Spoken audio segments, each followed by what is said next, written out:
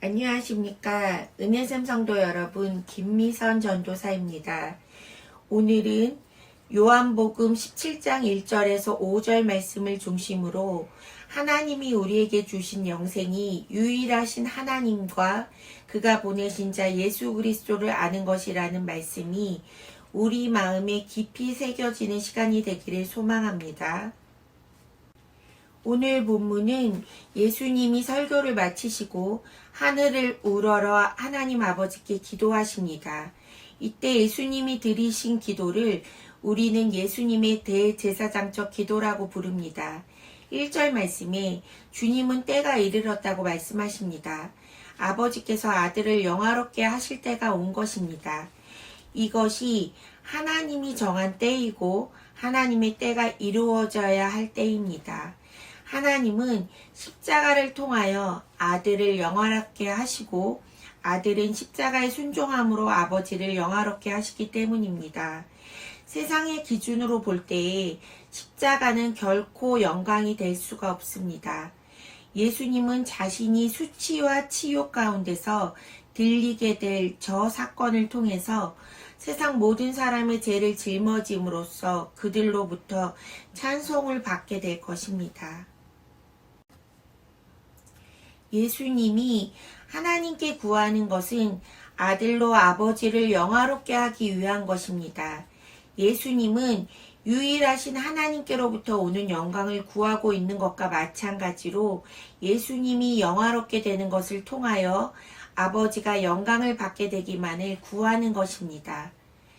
하나님은 자기 아들로 하여금 죽고 높아지게 함으로써 하나님 자신도 영광을 입게 되는 것입니다. 2절 말씀에 아버지께서 아들에게 주신 모든 사람에게 영생을 주게 하시려고 만민을 다스리는 권세를 아들에게 주셨다고 말하고 있습니다. 하나님은 영원 전에 장차 있을 아들의 순종, 즉 낮아짐과 죽음, 부활과 높아지심을 내다보고서 그것을 근거로 해서 만민에 대한 권세를 주신 것입니다. 아들에게 만민을 다스리는 권세가 주어지는 목적은 아버지가 아들에게 준 자들로 하여금 영생을 얻게 하기 위한 것입니다. 3절에 영생은 곧 유일하신 참 하나님과 그가 보내신 자 예수 그리스도를 아는 것이라고 말합니다. 영생은 영원히 사시는 분을 인격적으로 아는 것입니다. 세상 사람들이 생각하는 영생은 무엇입니까? 이 땅에서 무병장수하고 부귀영화를 누리며 사는 것을 말합니다. 하지만 이것은 세상 사람들이 생각하는 땅의 기준일 뿐입니다. 하나님 아버지는 모든 생명의 근원이시고 아들 예수님이 그 영생을 주실 권세를 받으셨기 때문입니다.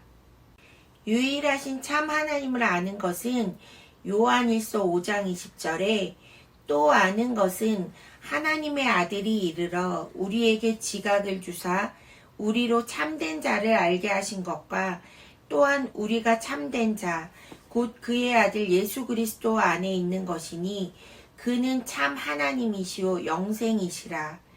유일하신 하나님은 아들 안에서 최고로 계시되었기 때문에 하나님을 아는 것은 예수 그리스도를 아는 것입니다. 예수님이 참 하나님이요 영생이기 때문입니다.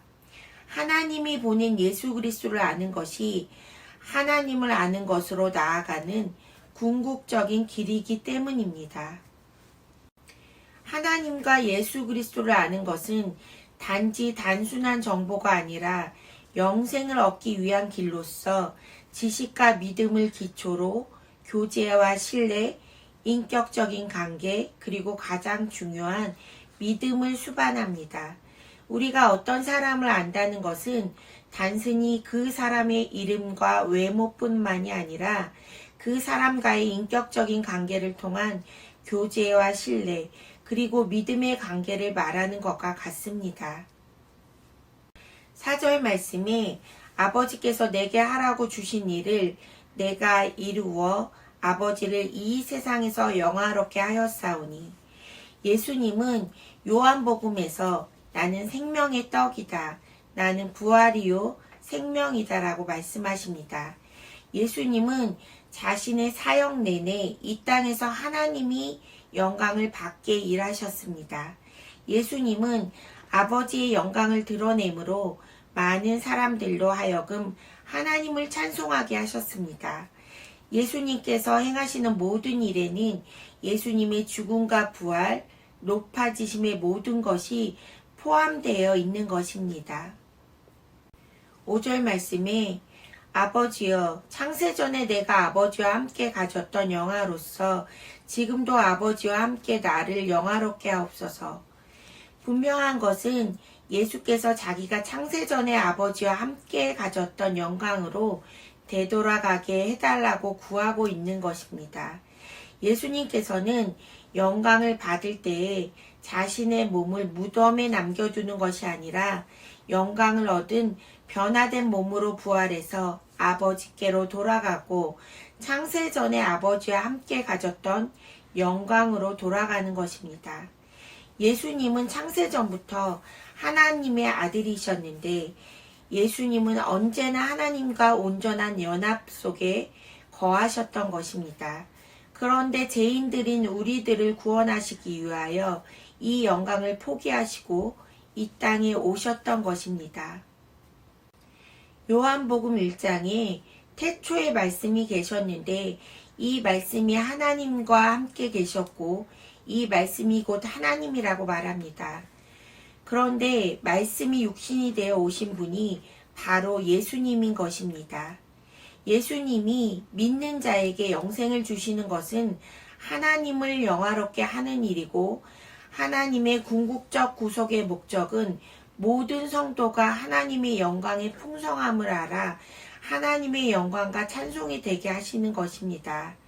예수님이 하나님이 맡기신 일을 이루어 이 세상에서 하나님을 영광스럽게 하셨듯이 우리도 예수님의 길을 따라 하나님의 은혜의 영광을 찬송하는 성도들이 되기를 소망합니다. 오늘 말씀을 기억하며 기도합시다. 첫 번째, 하나님의 구원의 목적에 따라 하나님의 은혜의 영광을 찬송하는 성도들이 되도록.